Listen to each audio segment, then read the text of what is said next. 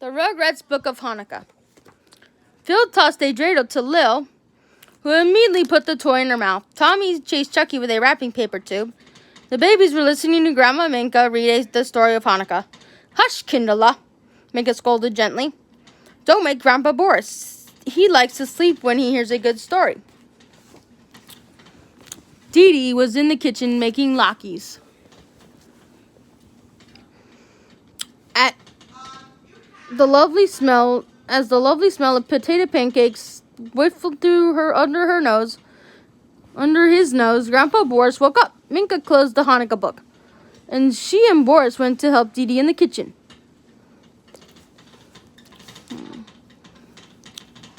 What is Hanukkah anyway? Asked Chucky.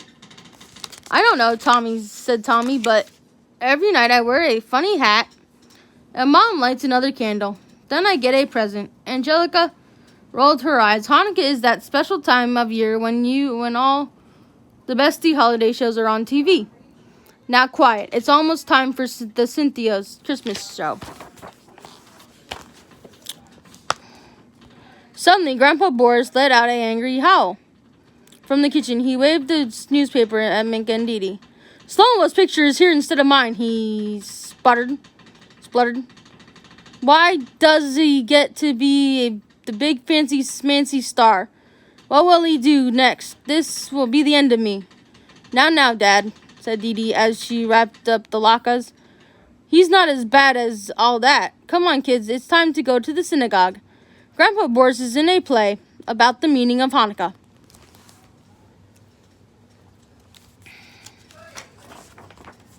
Okay. Tommy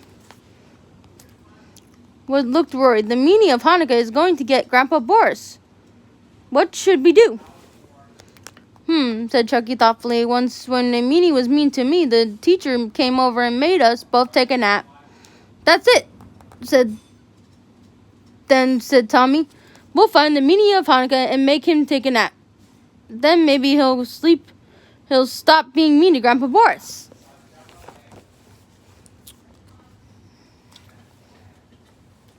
Meanwhile, Stu was busy working on a huge menorah down in the basement. Go on ahead, Dee Dee, he said. She called. Pop and I will take my car. I'm going to fix this menorah so it's better than ever. All right, Stu, but don't be late, said Dee Dee. The rabbi is counting on you to light that menorah at the end of the play. Dee Dee, Boris, and Minka loaded the babies into the car and set off for the synagogue. Okay. Don't worry, Angelica, said Dee Dee as the car pulled up to the synagogue. We're taping the Cynthia special, so you won't miss anything. As soon as the grown-ups' backs were turned, the babies went to look for the meanie. Angelica decided not to take any chances. She went off to find a television. The grown-ups took their seats in the audience. I wonder what's keeping Stu, said Dee Dee worriedly. He has to be here to light that menorah. Stu and Grandpa Lou were stuck in a Christmas parade. I told you not to take a left on Elm, growled Lou.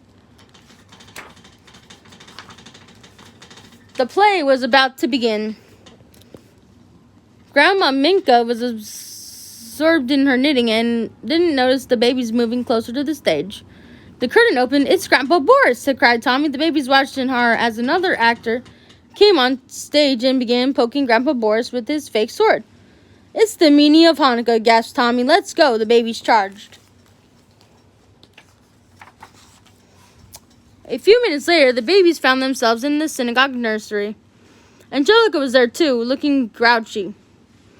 What happened to you guys? She asked, looking at their sniffling faces. We tried to save Grandpa Boris from the meaning of Hanukkah, said Chucky.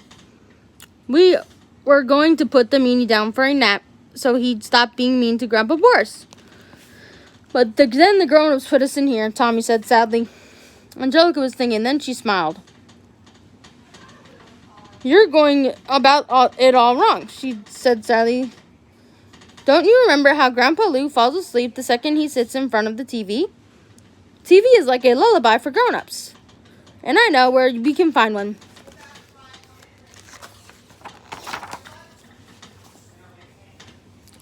Angelica led the babies down a hallway.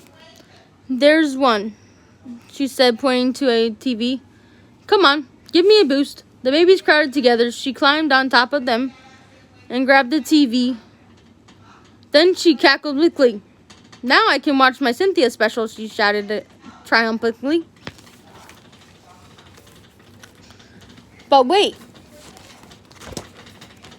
cried Tommy, following her down the hall toward the stage door. "What about the meanie? I thought we were going to use this TV to put him to sleep." "Ha, you dumb babies," said Angelica. "There is no meanie of oof." She had run right into someone's legs. The TV landed with a crash. The babies looked in horror. It was the meanie. Angelica wailed. "Wah!" The meanie looked confused. "What's he gonna do to her, Tommy?" whimpered Chucky. Tommy had an idea. He picked up his Chanukah book. "Remember how Grandpa Boris takes a nap when he hears a good story? Maybe the meanie will too." Holding the book, he bravely toddled over to the meanie. The others followed from a cautious distance. Grandpa Boris appeared. "I think they want you to read the book, Slow-Mo," he said to the meanie gruffly. But, I don't know anything about babies," said Slow-Mo. "I never had any myself." "Just read," said Grandpa Boris. So Slow-Mo read to them the story of Chanukah. When he got to the part about the menorah, he stood up to light a candle. "A menorah," he said, "is like a nightlight for our people." The old man and the babies were bathed in the glow of the menorah. "And to this day," continued the meanie, "we light the menorah to remember the miracle of Chanukah." He smiled at the babies. Then he smiled at Grandpa Boris. At the moment, Stu and Grandpa Lou arrived, carrying the gigantic menorah. The rabbi hustled Stu on stage. Stu threw on the switch. Pop! Sploosh! The menorah lit up like fireworks. Then the lights in the synagogue went out, and the curtain rose. There were Grandpa Boris and the meanie standing together on the stage. "Look, Dee Dee," gasped Grandma Minka. "They're friends." The meanie of Chanukah stood up and turned to the audience. "My dearest Chanukah wishes that our Kindle continue to carry the light of our people for generations to come." He and Grandpa Boris linked arms and began to dance. "Look, Tommy," said Chucky. "It worked. The meanie and your grandpa are playing nice." Tommy smiled. "It's a miracle," he said. Okay. The story of Chanukah. Long ago, in the land of Israel, the Jewish people lived happily with their Greek neighbors. But on one day, King Antiochus rode into town. He wanted everyone to be just like him, to read the same books, wear the same clothes, and even worship the same gods. Most Jewish people did not like this new way of life. Judas Maccabee, a brave leader, stepped forward to challenge the king. He led his people to battle against the evil king. The king was driven away, but the cities and temples were destroyed. The Jewish people repaired their temples. However, their beautiful menorah, which was supposed to burn forever, had been put out, and the Greeks had taken most of the oil. There was only enough left to burn for one night. They lit the menorah anyway. 8 days passed, and it still burned. It was a miracle. To this day, we light the menorah every year to remember the miracle of Chanukah. The end.